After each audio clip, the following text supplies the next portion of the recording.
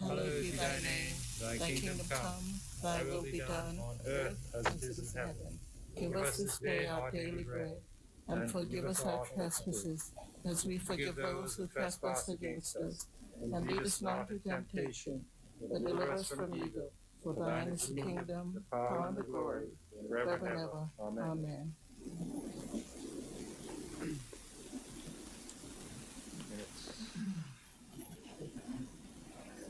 Okay. Adoption of minutes. Madam President, and let me remind you, I know you are not the substantive president, but when you sit in that chair as vice president instead of the president, you are the president. Everybody's looking at me in another place when I would call the deputy speaker, except in committee. He was chairman of the committee.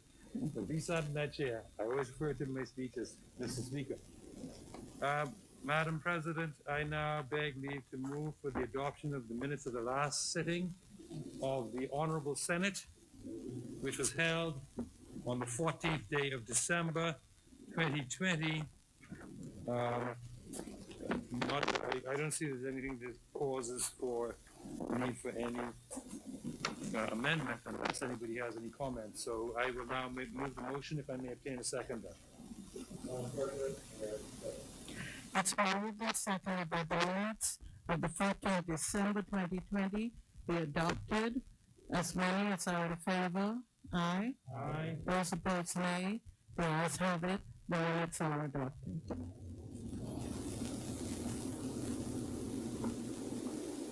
Motions for leave of absence, leave to resign, swearing in of new senators, communications by the President, messages from the Governor General, messages from the House of Assembly, laying of documents by ministers. Yes, ma'am. This is Mr. Simon. Okay, we'll just give the AG a few minutes.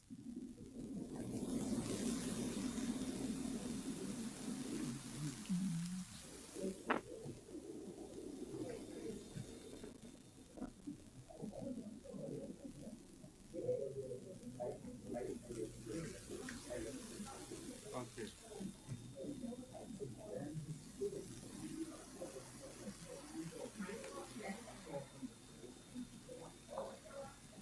Madam President, I beg leave now to lay on the table of the Honorable Senate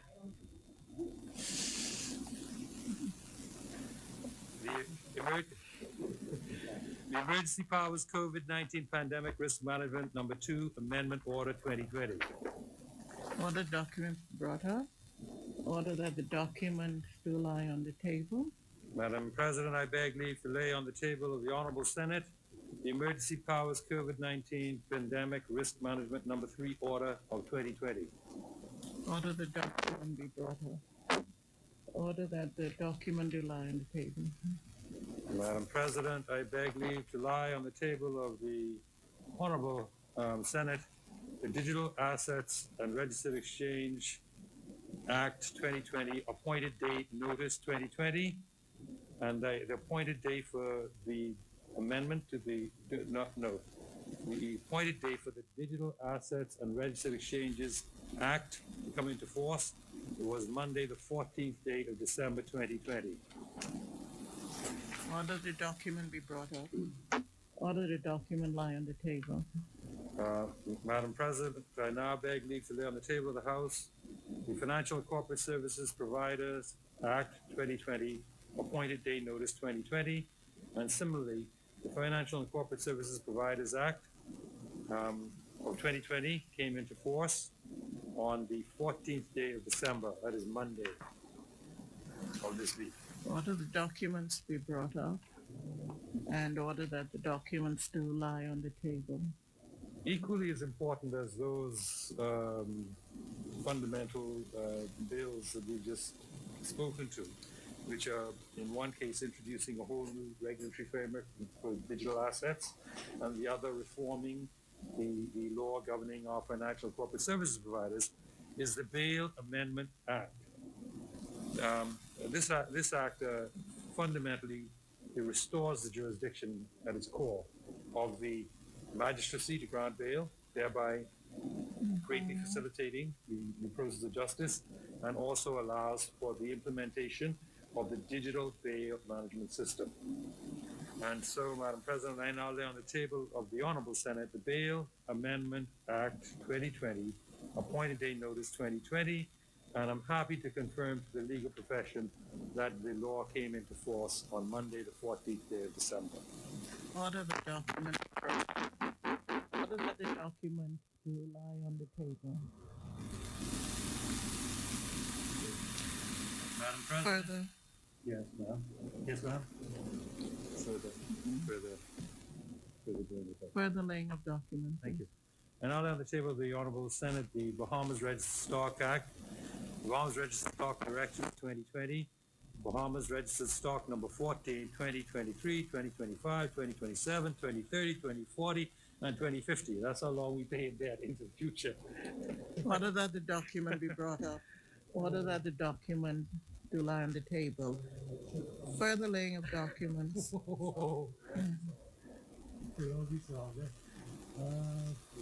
Yes, God willing. God willing, we'll see. Madam President, I beg leave to lay on the table of the Honorable Senate the Deposit Insurance Corporation annual report for the year 2019. Order the document be brought up. Order that the document do lie on the table. Further laying of documents. I defer to the Honorable the Minister of State for Finance. Madam President, I beg leave to lay on the table the government's 2020 Fiscal Strategy Report of December 2020.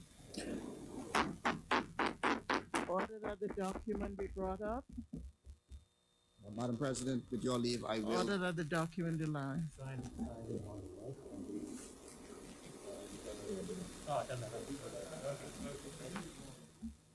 Madam President, I will give my communication at Minister's Communications. Very fine. Further laying of documents. No further documents be laid, Madam President. Okay, then communications by ministers. The chair recognizes Senator Thompson.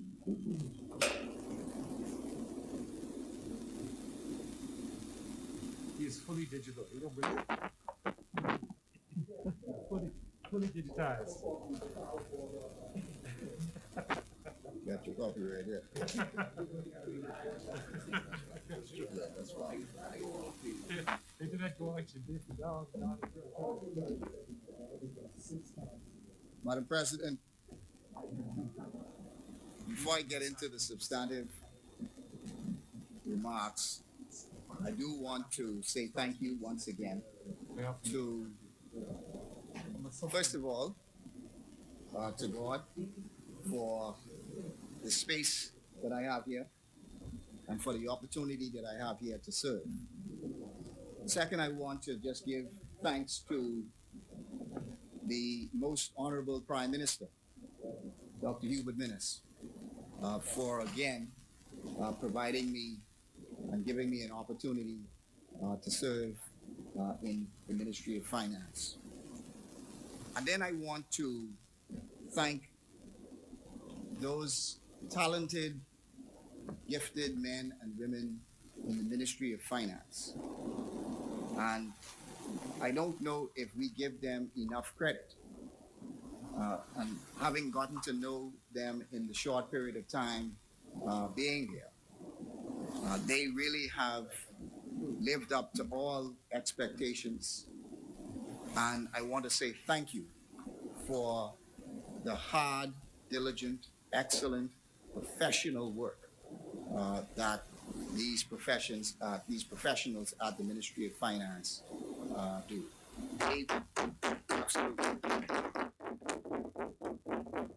They do a lot of the heavy lifting for the entire country.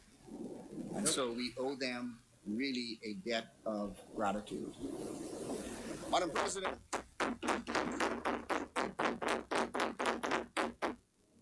as I rise to update this honorable chamber on the government's 2020 fiscal strategy. Allow me to begin with a scripture that comes to mind. 2 Corinthians 8 and 9. We are troubled on every side, yet not distressed. Amen. We are perplexed, but not in despair. Persecuted, but not forsaken. Cast down, but not destroyed. Earlier today, the Most Honorable Dr. Hubert Alexander, Prime Minister and Minister of Finance, tabled in the lower house the government's 2020 Fiscal Strategy Report, or the FSR. As the Prime Minister would have stated during his presentation, the Fiscal Responsibility Act of 2018 requires the government to publish an annual FSR to outline its medium-term fiscal framework, including economic forecasts, fiscal targets, and priorities for revenue collection, spending, and borrowing. Importantly, this framework is used to guide the preparation of future budgets. In this honorable chamber, I will provide an overview of the 2020 FSR, which the public can review in detail on the official budget website, www.bahamasbudget.gov.bs. This year, we have also produced a Citizen's Guide to the FSR to ensure Bahamians can easily access and digest the technical information contained within the report. This guide will be published online and via the ministry's social media channel on Friday. Under the leadership of my predecessor, the Honorable Member of Parliament for East Grand Bahama, Peter Turncrest, the ministry embraced a mandate to improve communications to non-technical audiences, producing simplified versions of the budget, producing also quarterly fiscal reports, and now the FSR. I will continue this practice, which is in keeping with the spirit of the fiscal responsibility legislation. The ministry will remain committed to promoting transparency and accountability in government and more prudent use of public funds. Madam President, since the passage of the Fiscal Responsibility Act, the government has received local and international recognition for its implementation and commitment to meeting the fiscal targets. Prior to Hurricane Dorian and COVID-19, the government's efforts not only produced improved levels of transparency and accountability, but also resulted in improvements to the government's fiscal performance. In the financial year of 2018-2019, the fiscal deficit dropped to a historic low of 1.6% of GDP, coming in even below the 2018-2019 deficit target of 1.8% of GDP. In September of 2019, however, the unprecedented damage caused by Hurricane Dorian to the islands of Grand Bahama and Abaco, the government was forced to deviate from its fiscal targets to fund over $138 million in direct support to the impacted families and businesses during 2019-2020. This included $11.7 million to rehabilitate the water supply, $41 million on the electricity supply, $8 million on temporary housing, 21.9 million on hurricane cleanup activities, and 10 million to assist small businesses. In addition to these direct costs, the government contended with a significant revenue loss of 541 million versus the original budget and unplanned but necessary funding requirements to rebuild critical infrastructure like the Rand Memorial Hospital in Grand Bahama and the power and water supply and infrastructure in Abaco, as well as to provide to rebuild residential communities and small businesses. The impact of Hurricane Dorian and COVID-19 on the Bahamas' fiscal position resulted in a decline in the government's key deficit to GDP ratio in 2019-2020 fiscal year to 6.5%, greater than the targeted deficit of 5.3% of GDP established post-Dorian.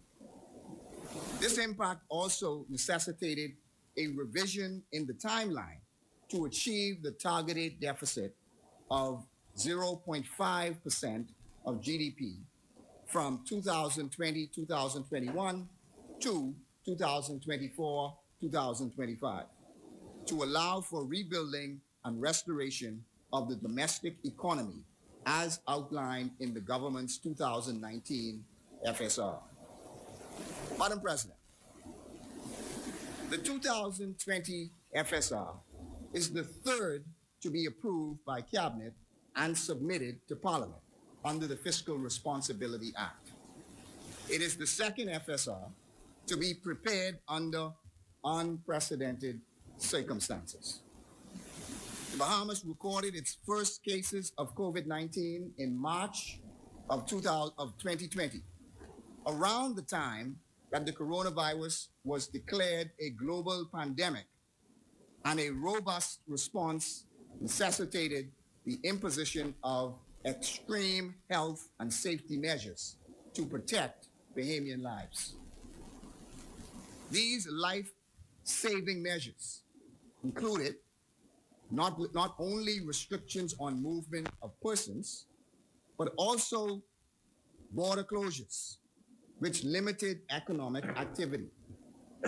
Although these measures were absolutely necessary, the consequences have been far-reaching, including a severe contraction in the economic activity and a record increase in unemployment. While the economic fallout from the pandemic hit the Bahamas in the last quarter of 2019-2020 fiscal year, the full impact has extended into the current 2020-2021 fiscal year. And in our estimation, risk of the COVID-19 pandemic to the government's fiscal plan are likely to remain elevated in the near term. Madam President, however, I am pleased to say there are several domestic and global developments that provide hope for a positive turnaround. To cushion the impact from the first and second wave of the pandemic, the government implemented several relief initiatives to support healthcare, business continuity, employment, and social assistance needs, amounting to over 1.5% of GDP in 2020-2021 fiscal year.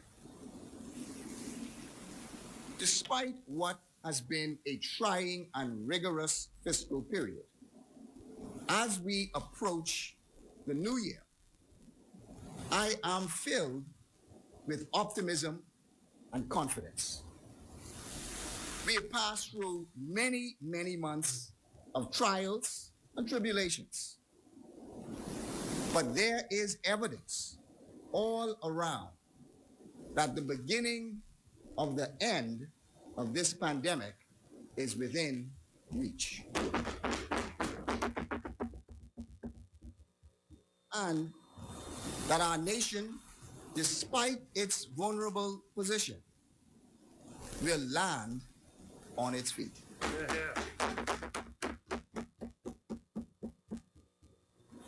This perspective is backed by the positive developments with the global vaccine distribution, the pent-up demand for international travel to return to the Bahamas, the government's proactive and forward-thinking and forward-looking management of the COVID-19 response, and most importantly, the strength and resilience of the Bahamian people.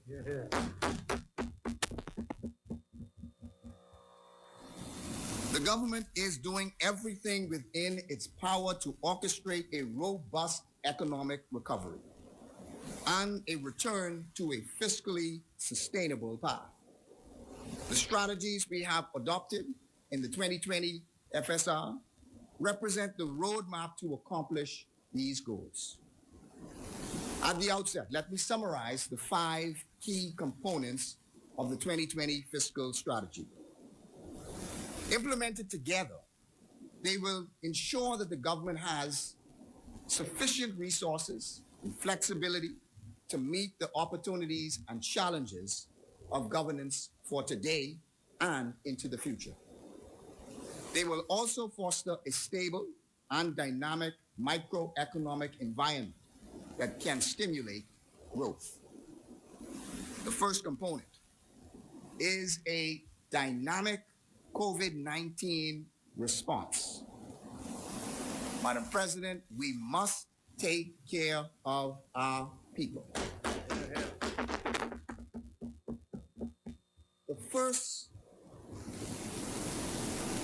At the first existence of the COVID-19, we saw that it possessed major risk to the country's fiscal position. It was obvious to that. Meeting the needs of our people will remain our top priority. Therefore, the government will continue to shoulder the weight of the economic fallout, providing significant levels of direct support to families and businesses as part of its ongoing COVID-19 response. Madam President, the second component is a strategic recalibration of public finances. We must put our finances in order. Important to this objective is pursuing a credible strategy for ensuring revenue sufficiency. We have to make sure that we have enough money coming in. Containing expenditure growth, which means controlling what goes out, largely through the reform of state-owned enterprises, while enhancing government efficiency and productivity and the prioritization of targeted infrastructure investments to effect meaningful change in the economy. Madam President, the third component is building economic resilience beyond the pandemic. We must grow the economy. The government's strategy includes supporting a sustainable, resilient, and competitive economy through a sound and progressive economic policy framework. The structural reforms planned within this component includes small business development, digitization of government, investing in skills development and education, energy reform, and ease of doing business, to name a few. Along with other public sector reforms, these measures are geared towards unleashing Bahamian innovation. I want to stress that. It is about unleashing Bahamian innovation. It is also about accelerating foreign direct and domestic investment, unlocking job opportunities, and stimulating economic growth. Madam President, the fourth component is optimized debt management to ensure ongoing debt sustainability. We must manage our debt. The key objectives in the management of the debt are to ensure that the government's financing needs and payment obligations are met on a timely basis. You got to pay your bills on time. And at the lowest possible cost that is consistent with a prudent degree of risk. And to encourage the development of efficient primary and secondary domestic markets for government securities. Lastly, the fifth element is the proactive management of ongoing fiscal risk. Madam President, we must remain diligent and nimble. The unprecedented nature of COVID-19 pandemic is not the only major risk likely to impact the medium-term fiscal outlook. The government has a proactive mitigation strategy to address a number of moderate, major, and severe risks, including the possibility or the possible occurrence of other natural disasters, God forbid, higher interest rates, which are likely to increase borrowing costs, and the anticipated pressure from higher than anticipated pension liabilities. Madam President, the government will continue to reduce the economic effects of COVID-19 by providing initiatives targeted at public health and safety, job protection, and social and economic support for households and businesses.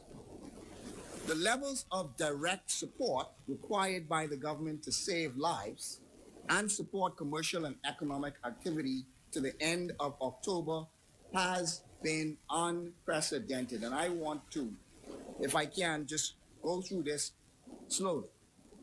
The government has kept its promise that this unprecedented crisis would be met with an unprecedented response. In the aggregate, the government has spent over $177 million to the end of October 2020. This value does not include the additional commitment of direct funding in excess of $60 million to support our essential unemployment programs, food assistance programs, and other efforts from November into the new year.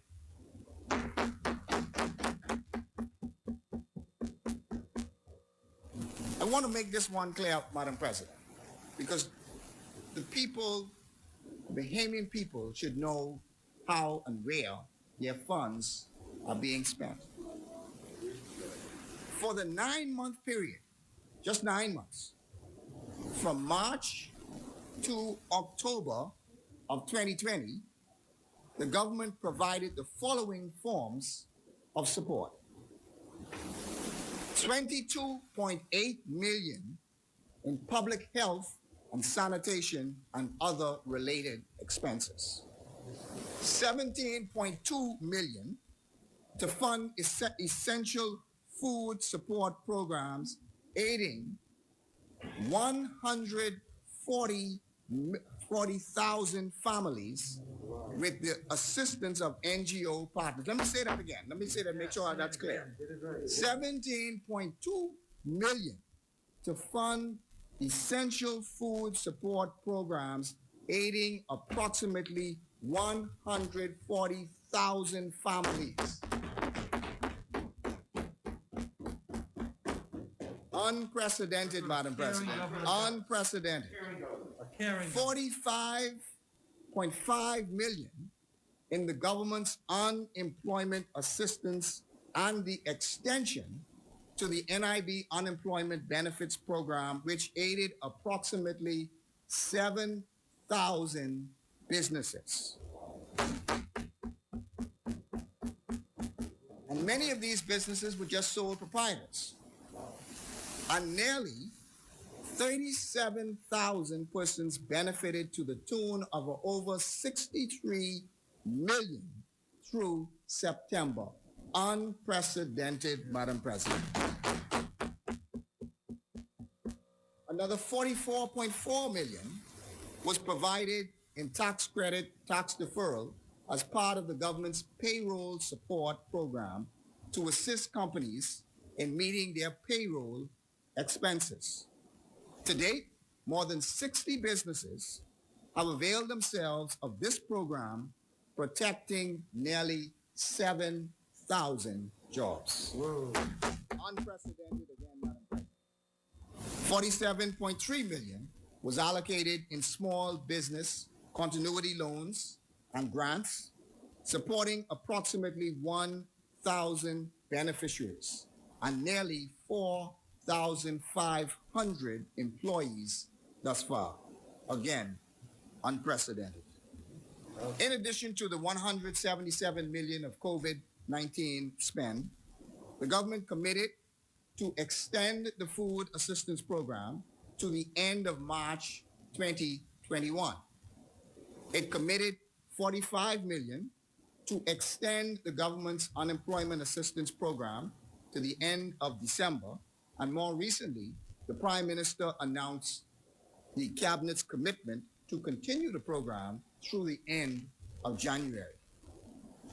In short, the government has met an unprecedented economic calamity with an unprecedented set of policy responses that has provided hundreds of millions of dollars in support of our own affected citizens and businesses. Yeah. I hasten to add as well that the government's announced and deliberate strategy to maintain healthy foreign currency reserves to ensure the viability of the Bahamian dollar has been an unqualified success. Senators would recall that during the budget exercise, the then Minister of Finance stated that the government would shift to foreign sources of borrowing to support the central bank's reserve holding. Even with that strategy, the projection back in April was that by the end of December, our reserves would fall to a level of $1 billion, much lower than what we started off with at the start of the pandemic. But still sufficient, and we make that clear, still sufficient for the country to meet its regular ongoing import bills. But today, I'm pleased to advise that as of yesterday, December 15, 2020, the foreign reserves levels remain near historic highs of some 2.39 billion, or more than 37 weeks of import cover. Thus, I am pleased to cast aside any concern regarding the threat of devaluation of the Bahamian dollar. Despite the economic trauma in the last 9 months, the prudent management of this administration has ensured that the Bahamian dollar remains as strong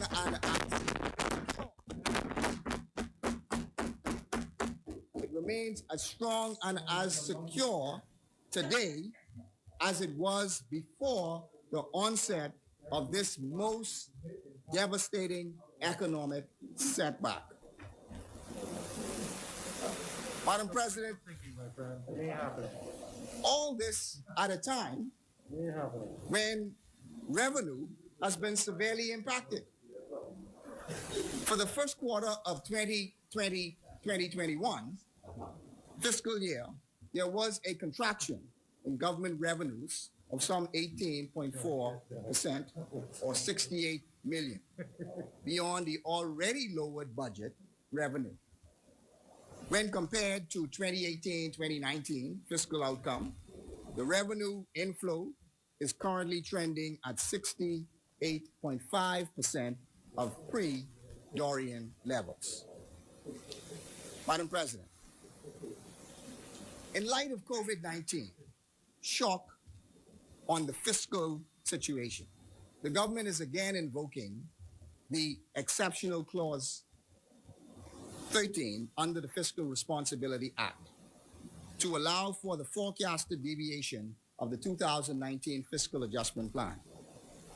The government's new fiscal framework reflects the revised baseline macroeconomic projections underlying the 2020-2021 budget and accompanying the medium-term fiscal framework.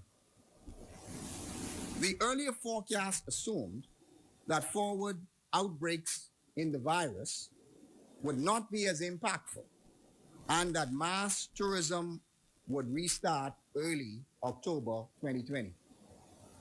Although activity would not return to pre-COVID levels until well into the first half of next year, the projections also assume that the cessation of the COVID-19 fiscal stimulus and income support during the first quarter of 2021. The assumptions regarding GDP growth are a key element of the fiscal framework, as the extent to which the economy will recover will likewise aid in the recovery of government revenues. The government's model uses the International Monetary Fund's growth projections, which assume a recovery in real GDP to 2% in 2021 from the staggering 16.2% contraction projected for 2020. This, of course, rests on the expectation of a steady rebound in tourism and the gradual rollout of vaccines. The full recovery of the economy to pre-crisis level is expected by 2022, when GDP is poised to grow by 8.5% and then trend lower thereafter to 1.8% in 2025. Madam President, in the context of this growth picture, the government's revenue projected to recover to 17.5% of GDP in 2021-22, which is still below pre-COVID and Dorian levels. In the forward years, the expectation for a gradual firming of government revenue to 19.5% in 2022-23, and then to 20.5% in 2024-2025. The forecasted revenue trajectory assumes the following revenue measures and policies, including plans to strengthen tax compliance so everyone pays their fair share, improve tax administration to increase revenue yield, continue pursuing equitable and progressive tax reform, and updating the tax incentives regime to properly incentivize productive investments and ensure they are delivering the overriding economic policy goals of growth and employment. If we're going to give you incentives, then we must check to make sure that you are delivering on growth and employment. To keep counter the revenue losses, starting on January 1st, 2021, the government intends to implement the gaming tax on winnings, passed in the House of Assembly in 2019 as part of the Gaming House Operator Amendments Regulation. Madam President, over the medium-term fiscal horizon, the plan is to reduce recurrent spending from peak Hurricane Dorian and COVID levels of 22.4% of GDP in 2020-21 to a targeted ceiling of 19% by 2024-2025, and to achieve a reduction in capital expenditure from 3.8% of GDP in 2020 to 2021 to a steady 2% rate in the final 3 years. This forecasted trajectory assumes that the government will adopt and accelerate policy measures for recurrent expenditure that will include accelerating the reform of state-owned enterprises, aggressively pursuing the digitization of government services, limiting the overall growth in public sector employment, supported by the transition to digital platforms, advancing plans to introduce a defined contribution plan as part of pension reform. On the capital side, the government strategy will involve the continual prioritization of investments in roads, in bridges, airports, and energy infrastructure, increased use of PPPs, or public-private partnerships, strengthened project implementation, monitoring, and evaluation of capital projects, continued investment in health infrastructure for disease and pandemic management, and hurricane reconstruction. So we have to be focused in terms of how you spend your capital monies and certain infrastructure. For the remainder of this fiscal year and over the immediate term, the government will seek to maintain its current budget deficit target of no more than $1.3 billion. To facilitate this against the expected decline in revenue and to meet our fiscal targets without having to incur additional debt, the government has tasked agencies to scale back recurrent expenditure by $100 million and capital expenditure by $100 million between now and June. We have to curtail spending. The Ministry of Finance has also begun this adjustment exercise with the agencies and will provide more information on this as we approach the mid-year budget review. Madam President, to expand further on some of these policy measures related to government expenditure, I must remind this honorable chamber of the government's stated position of improving the efficiency and self-sufficiency of state-owned enterprises. This is an imperative. There are several recommendations that are being considered by the government to achieve the $100 million in cost savings across the medium-term horizon, including the introduction of properly phased-in cost recovery measures slated to commence by mid-next year for Bahama and the Water and Sewage Corporation. The senators would be aware, the Water and Sewage Corporation has required significant and unsustained outlays from the public purse for a long time. This is largely as a result of policy decisions that essentially limited the corporation from adjusting their fees. We will be requiring the board to provide a plan to achieve a proper cost recovery model that allows users of the service to substantially recover the cost of operations. This may include, and not limited to, adjustments in rates while protecting those most in need. It will also likely include a shift to a monthly billing cycle for all customers. The corporation will also be required to pursue operational efficiencies by improving use of technology and rationalizing its cost base.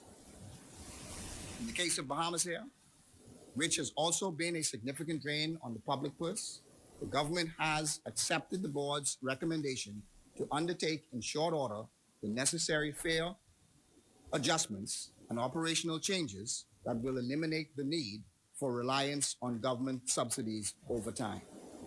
This will allow the airline to become more competitive as it pursues full cost recovery. Madam President, the upshot of the revenue and expenditure measures is to ensure that at the end of the day, that government is able to meet its fiscal deficit target of 0.5% by 2024-25, which is unchanged from the 2019 fiscal adjustment plan. The path to this objective has the overall balance moving from a high of 11.6% of GDP in 2020-21 to 7.8% in 2021-22, and then tapering off in the remaining years of the medium-term forecast. Even with this renewed momentum towards fiscal sustainability, the target debt to GDP ratio of 50% will not be achieved within the medium-term horizon. The ratio is expected to grow from 66% in 2019-20 to peak at 85% in 2021-2022, before declining to 73.7% by 2024 and 25. Based on this trajectory, the government now envisions attaining the 50% debt target by 2030-31, which is an additional 2 years beyond the framework set in the 2019 FSR.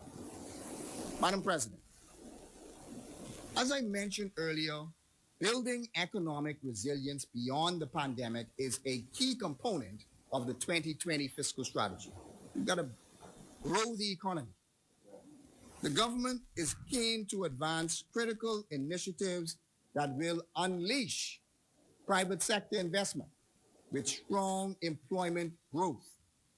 Our focus will be on embracing innovation, removing structural impediments to growth, supporting a more technologically agile and business-friendly government ecosystem. This will include, Madam President, digitization of government. The digitization of government processes and services will bring greater cost efficiency and effectiveness to government operations. As part of the initiatives being undertaken by the Department of Transformation and Digitization, the government intends to digitize the domestic and foreign investment processes, providing efficient electronic access for businesses and investors to government services. It is amazing that for a country that craves investment, that we still have persons who are applying to do business in the Bahamas by bringing in mounds and mounds of paper. So we want to, in that process of investors applying, we want to streamline the process and digitize the process. Madam President, the passport offices has been getting rave reviews for providing digital access to passport, and the Immigration Department has also moved towards their cashless and digital system. In the next quarter, or in the first quarter, of next year, we have an additional 5 additional government services that will go online, including the renewal of your driver's license and the ability to obtain copies of birth certificates and marriage certificates. Madam President, you will be able to apply for them online. You will be able to pay for them online, and then you will receive a special email that says when it is ready, you will collect it from a different location so that you don't have to stand on a long line to collect it, and you will be given that specific notification so that you can go and collect it at your convenience. And then, Madam President, we are also accelerating our work on the introduction of an electronic ID, which will revolutionize the way we do business and offer services in this country. We must focus on the ease of doing business. Recently, the government has made progress in meeting its targeted 20-point improvement in its score as it continues to address areas to improve the ease of doing business in the Bahamas. Work will continue vigorously in this area. In a further move to support business growth and entrepreneurship, I am pleased to inform the business community that the government intends to expand the use of the business license provisional license. This is a provisional license where persons are able to apply and get a business license in 24 to 48 hours. The ministry will expand this list on a pilot basis so that the majority of new businesses will be able to start operations even as work continues on their formal approval processes. We have also, Madam President, to modernize the fiscal management legislation, and I do have to go through this. The government is pursuing a compendium of important public sector legislative reforms that will assist in improving efficiency, transparency, and accountability in the use of public resources. In the area of public financial management, the draft Public Financial Management Bill will provide a framework to improve budget execution, support greater efficiency in the use of public resources, and secure greater accountability across the public sector and the SOEs. These are not exciting and what people would call sexy pieces of legislation, but at the end of the day, they are important because what they do is they add more accountability and transparency in those processes of the people who hold your money and the people who spend your money. So it ensures that they must be more accountable and that they must be more transparent in how they spend the people's money. The draft Public Procurement Bill is presently awaiting parliamentary debate, and that will modernize the way the government's procurement system and achieve a convergence and international best practices in the area of efficiency, transparency, and fairness of activities. And then you also have the draft Public Debt Management Bill, which will introduce a more efficient governance structure for the management of the government's debt through a proposed debt management unit and debt management committee. Madam President, the government will move ahead to fully establish a national infrastructure fund in 2021. These will leverage government land, government buildings, and natural resources to improve lives and provide much needed infrastructure, especially in the Family Islands. The NIF will create incredible new avenues for public-private partnerships and have the ability to leverage private, domestic, and foreign capital totaling hundreds of millions of dollars. Again, forward thinking. It was one of those recommendations by the Prime Minister's Economic Recovery Committee. Madam President, we must promote a digital economy. We cannot continue to do things in the same way we did them before. They say that it is insanity if you continue to do the same thing over and over and expect a different result. So, Madam President, I want to say loud and clear that we must embrace technology and innovation, acknowledging the benefits of a digital economy. The government has pledged to promote the development of a national digital marketplace. The proposed e-commerce platform will seek to provide opportunities for small businesses and other Bahamian entrepreneurs to trade their goods and services locally and internationally. Imagine that you have a system, an electronic e-commerce system that allows small businesses to be able to access it at a low cost, to be able to trade locally online, but also it allows those artists and those artisans. It allows those craft persons who create the crafts. It allows them to have a marketplace to be able to distribute their goods, not just locally, but to distribute their goods internationally. This is what forward thinking is about. We also, Madam President, the government also is very supportive of the central bank's digital currency as a means of promoting financial inclusion and building resilience in payment infrastructure to natural disasters. But I want to just stick a pin right here. We also, Madam President, if we're going to be forward thinking, we have to also move away from always using cash in certain circumstances. We must begin to address the situation of cashless systems because that provides a savings for government, but it also allows persons to be able to do business more conveniently.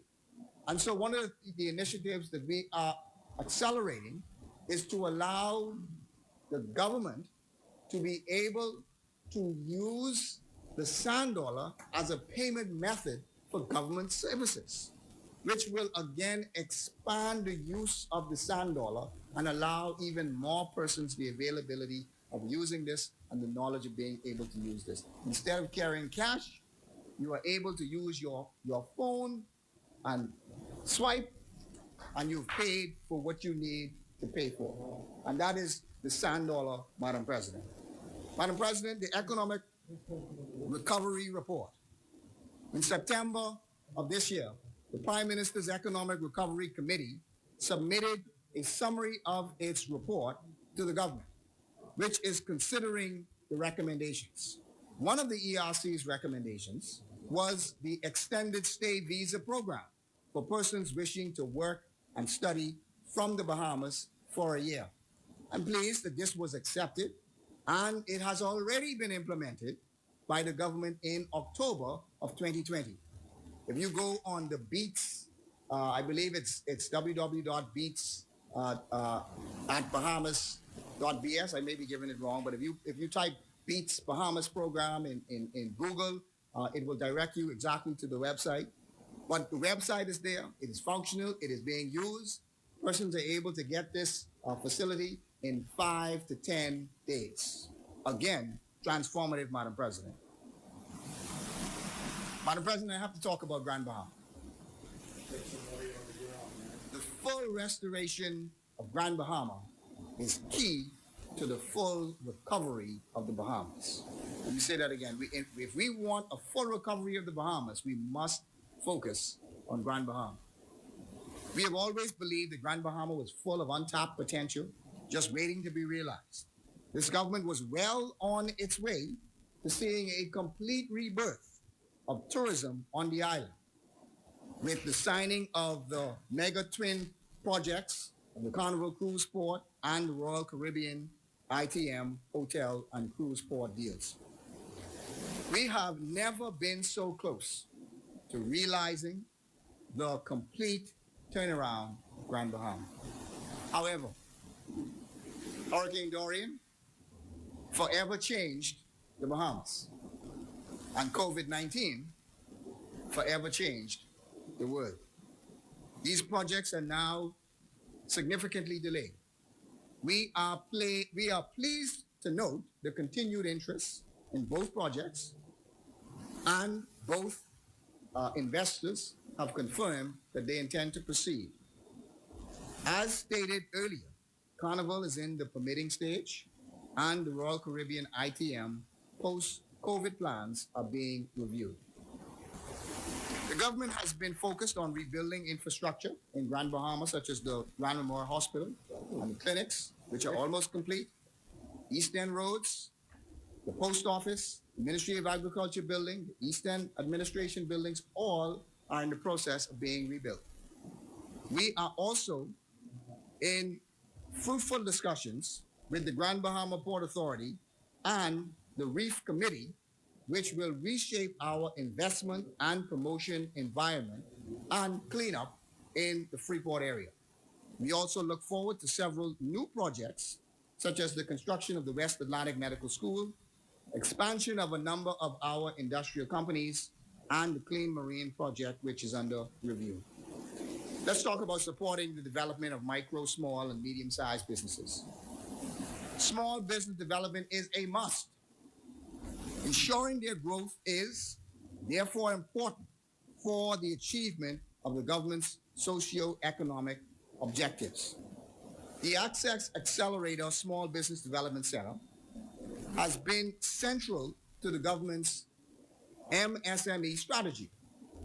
Following the incredible demand for the small grant program, Madam President, I am pleased to announce here in the Senate today an expansion of the Small Business Development Center grant program. They will reallocate yet another $1 million to the program, bringing the total from an original 1 million allocation to now 3 million allocation in total.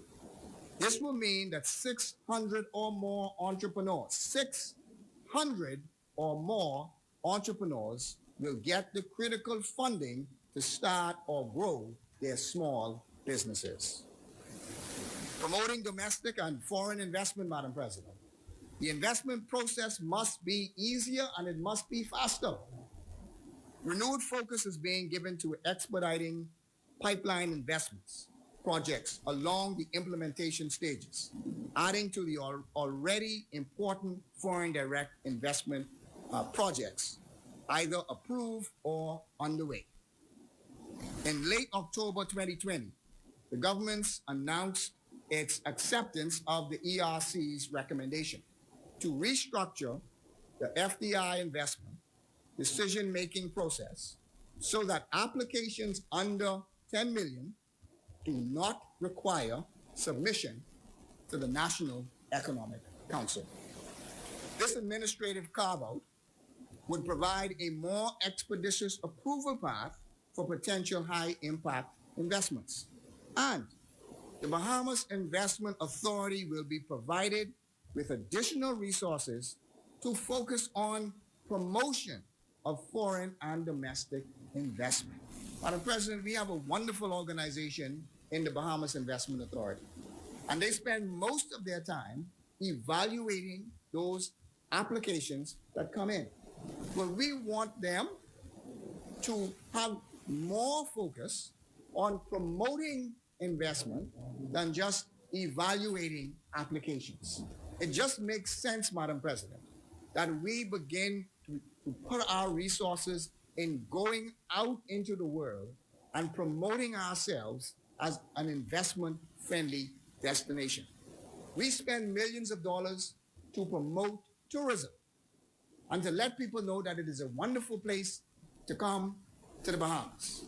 But we must also put resources to let the world know that we are not just a good place to vacation, but we are also a good place to invest and to do business. Madam President, this is one that also excites me in terms of giving me hope. The government is also committed to investing in skills and education to boost labor productivity and secure more inclusion or inclusive growth for Bahamians.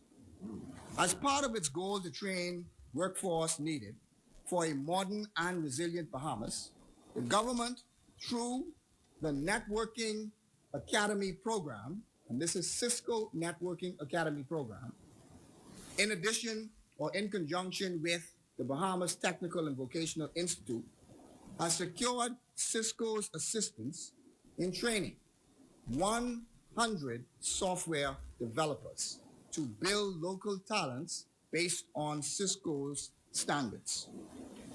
And I just want to mention here real quick, the program of BTVI with high school students, that you now have 300 high school students who have been able to obtain ICT and technology certifications even before they graduate high school. And this year, we will be adding on another 100. And what is special about this 100 is we are going to be choosing students from Nassau, Grand Bahama, but we are also ensuring that there is family island representation in those numbers.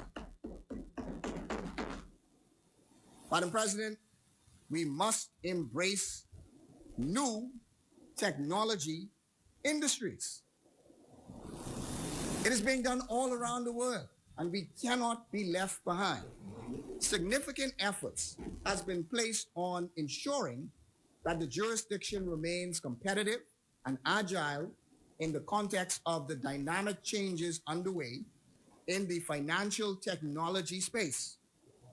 In a signature piece of legislation, the government passed on November 3rd, 2020, the Securities Commission most progressive piece of legislation to date, the Digital Assets and Registered Exchanges, or the DARE Act of 2020. The DARE Act creates a piece of legislation or a regime to regulate the issue and sale of digital assets, including digital tokens and digital asset businesses. Again, this is transformative. It is new. It is an area that the Bahamas can tremendously benefit from.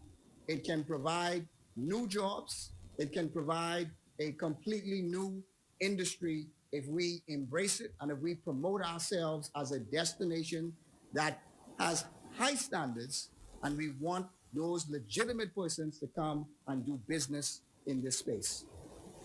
Madam President, the government is also committed to the use of more efficient and environmentally friendly energy sources as a means of improving energy security and cost. In conclusion, Madam President, as responsible managers of the public purse, it is our job to ensure that the government has sufficient resources and flexibility to meet the opportunities and challenges of governance for today and into the future. With the plans laid out in the 2020 Fiscal Strategy Report, the government is demonstrating its commitment and willingness to meet this mandate. Knowing that we cannot take a business as usual approach, and I stress that, we must have a sense of urgency, and this cannot be a business as usual approach. We are aggressively pursuing economic policies that will build resilience beyond the pandemic. We are confident about the potential of these reforms to unleash Bahamian innovation and creativity and stimulate private growth. We are confident that our priority focus on the digital economy and investing in skills development and education will prepare Bahamians to take advantage of the new opportunities that will surely emerge in the wake of the pandemic. At every step of the way, this administration has acted with a sense of urgency and transparency while meeting the demands of this extraordinary time, and we will continue to do it into the new year and beyond. We will continue to put the needs of the most vulnerable at the forefront and stand in support of people, communities, and small businesses who are feeling the strain. Madam President, I move to close with a simple message. While uncertainty may abound, we are not troubled. We have steady hands at the helm, while many of our people are distressed. We are not overwhelmed. We have our priorities in the right place, and it is the people who remain at the forefront. This is about our people. This is more than a slogan. It is what truly motivates us. We must be thankful we must be thankful for our times of struggle. Because without it, we would not know our own strength. And by God's grace, this nation will continue to weather the storms and emerge stronger and stronger and stronger. Madam President, I thank you, and may God bless the Commonwealth of the Bahamas. Thank you. Thank you, Senator Thompson. We now move on to communications by senators. Sorry. Well, I guess I can speak as a senator.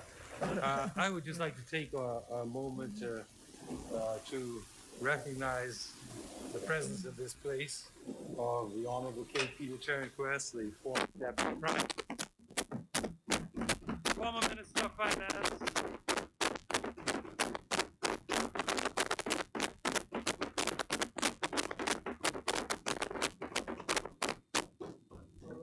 and a gentleman much beloved by this party. Thank you. Huh? James. Oh, well, yes, of course. I can hardly recognize another distinguished member of Parliament. James Aubrey, member of Parliament for South and Central Africa.